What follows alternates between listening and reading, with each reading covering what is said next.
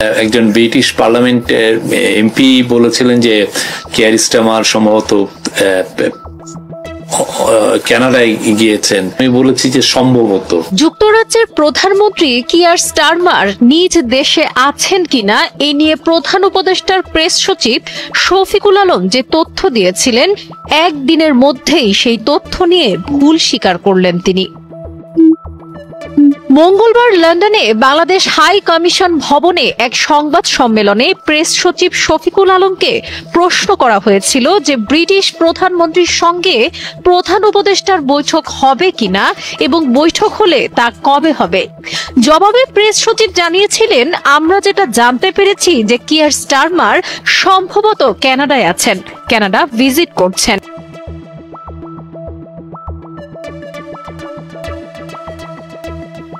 British এক parliamentary MP এসেছিলেন, উনি জানালেন যে কিয়ার স্টারমার কানাডায় আছেন।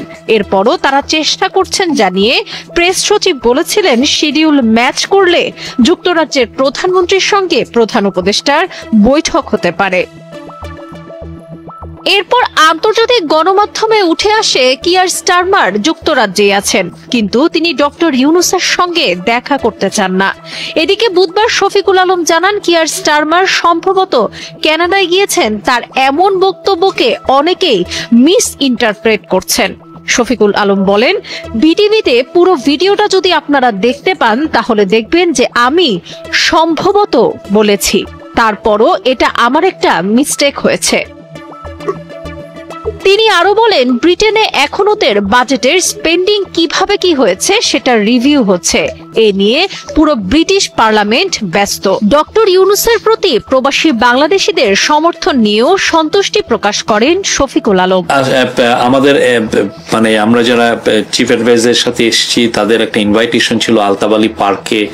এই যে চিফ অ্যাডভাইজার তার প্রথম অ্যাজ এ চিফ ইন্টারিম গভর্নমেন্টের প্রধান হিসেবে যে লন্ডনে সফর করছেন, সেই উপলক্ষে তারা একটা বড় জমায়েত করেছিল তার প্রতি সাপোর্ট জানিয়ে, সলিডারিটি জানিয়ে। এটা কিন্তু অনেক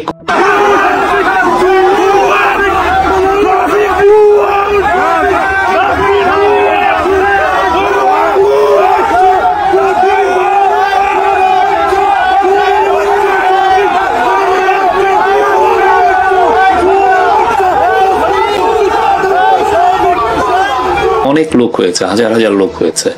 তো সেই জায়গায় যেই আমরা আউটপোরিং অফ সাপোর্ট দেখেছি, এটা অ্যামেজিং। এটা আপনি দেখেছেন অনেকে বাংলাদেশের ফ্ল্যাগ নিয়ে এসেছিল। এই বাংলাদেশিরা এখানে তো প্রচুর লোক, প্রায় 7 লক্ষ বাংলাদেশি এখানে আছেন এবং তারা খুবই কর্মঠ এবং অনেকে অনেক বড় বড় উঁচু জায়গায় আছেন। তো তারা তাদের এই সময়টাকে এটা এখন একটা উইকডে চলছে, সেই সময়টাকে স্যাক্রিফাইস করে তারা এসে তার কাছ থেকে ওই অনুষ্ঠানে আসছিল। ইতিপূর্বে কোনো সরকার প্রধানের প্রতি এইরকম ভালোবাসা আমরা দেখি নাই যে এভাবে ব্যক্ত করতে, আমরা এইভাবে দেখি নাই। প্রফেসর ইউনূস যে সবার হৃদয়ের মধ্যে আছেন, সবাই যে পূর্বে কোনো সরকার প্রধানের প্রতি এইরকম ভালোবাসা আমরা দেখি নাই যে এভাবে ব্যক্ত করতে, আমরা এইভাবে দেখি নাই।